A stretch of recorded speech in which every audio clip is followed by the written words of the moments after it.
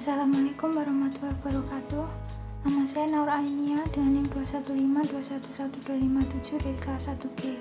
Pada video ini saya akan menjelaskan mengenai materi lembaga keuangan. Apa itu lembaga keuangan? Lembaga keuangan adalah suatu badan usaha atau institusi yang bergerak di bidang jasa keuangan yang menghimpun aset dalam bentuk dana dari masyarakat, lalu dana tersebut disalurkan untuk pendanaan kegiatan ekonomi dan proyek pembangunan dengan keuntungan yang didapat dalam bentuk bunga dengan persentase tertentu dari dana yang disalurkan tersebut.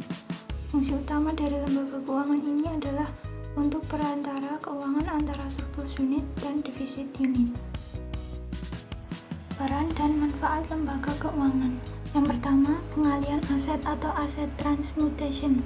Aset lembaga keuangan dalam bentuk dana dipinjamkan kepada pihak lain untuk dikelola dalam masa waktu tertentu. Sedangkan dana tersebut didapatkan dari simpanan masyarakat yang menabung di bank.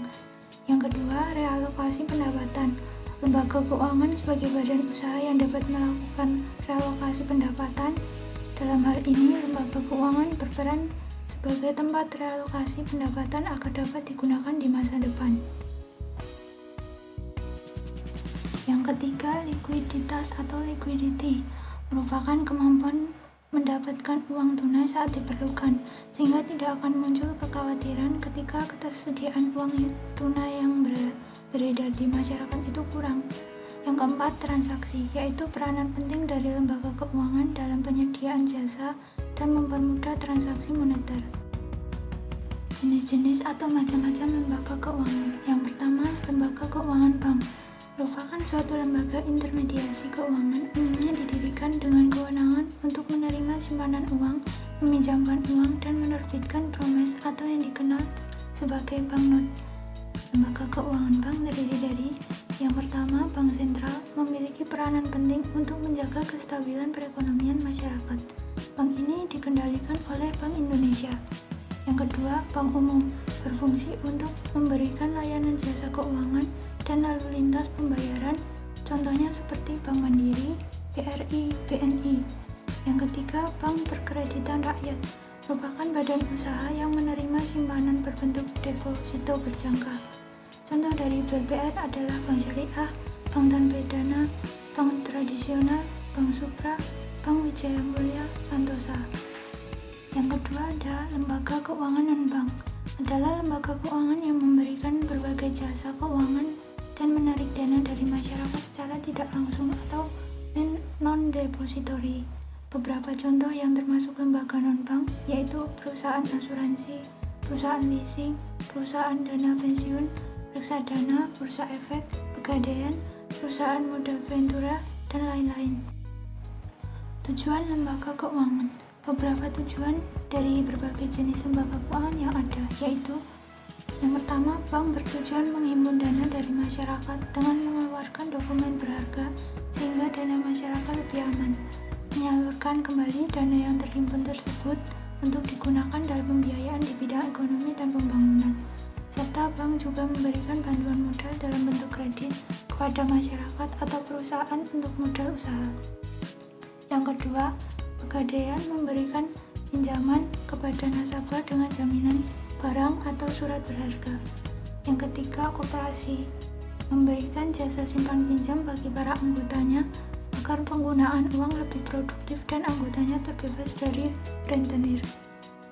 Yang keempat, ada perusahaan hipotek yang memberikan pinjaman kepada mereka yang membutuhkan sumber daya keuangan. Selanjutnya ada lembaga keuangan syariah, merupakan suatu perusahaan yang usahanya bergerak di bidang jasa keuangan yang berdasarkan prinsip-prinsip syariah.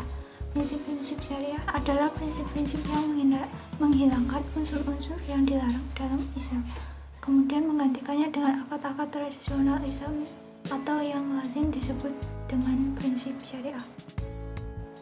Dasar-dasar hukum lembaga keuangan syariah. Yang pertama, Peraturan Ketua Bapepam dan LK Nomor per 3 PL 2007 tentang kegiatan perusahaan pembiayaan berdasarkan prinsip syariah.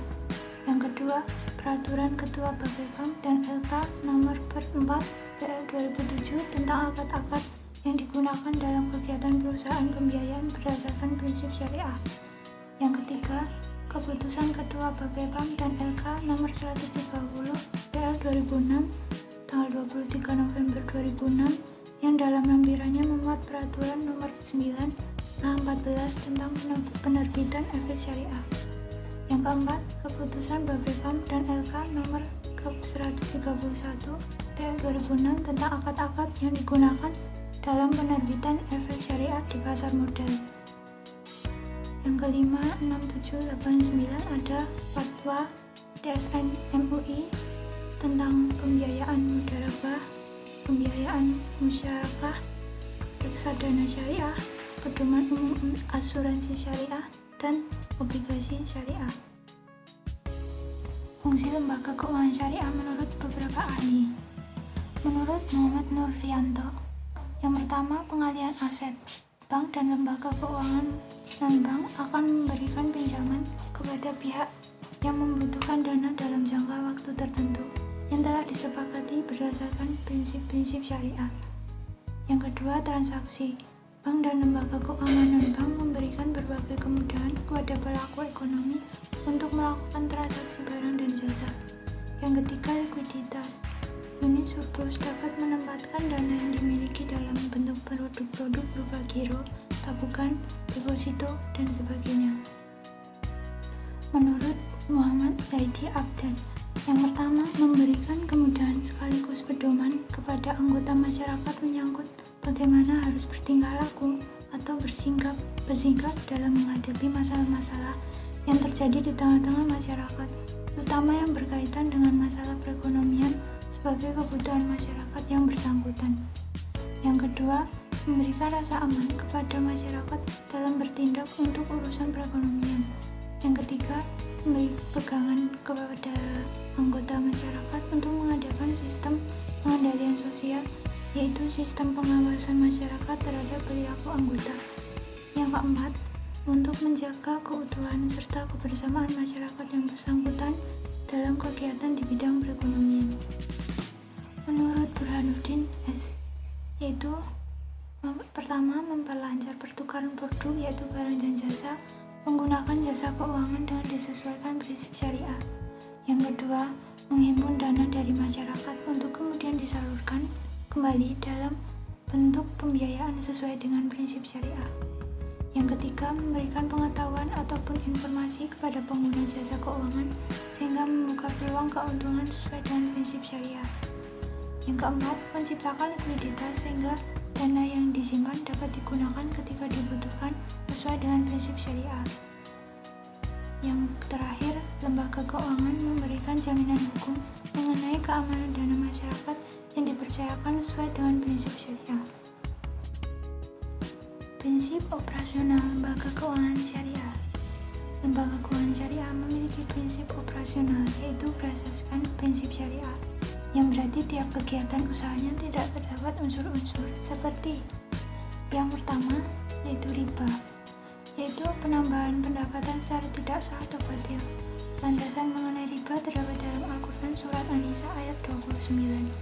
Yang kedua, gharar, yaitu transaksi yang objeknya tidak jelas, tidak dimiliki, tidak diketahui keberadaannya, atau tidak diserahkan pada transaksi yang dilakukan, kecuali diatur dalam syariah. Dampak dari transaksi ini adalah adanya penzaliman atas salah satu pihak yang bertransaksi. Yang ketiga, zalim, yaitu transaksi yang menimbulkan ketidakadilan bagi pihak lainnya. Yang keempat, ada maisir atau qimar, yaitu transaksi yang digantungkan kepada suatu keadaan yang tidak pasti dan bersifat untung-untungan. Larangan mengenai hal ini terdapat dalam Al-Quran Surat Al-Maidah ayat 90. Contoh dari tindakan ini yaitu seperti judi. Yang kelima, itu haram, yaitu transaksi yang objeknya dilarang dalam syariah. Demikian penjelasan materi dari saya mengenai lembaga keuangan. Selebihnya mohon maaf. Wassalamualaikum warahmatullahi wabarakatuh.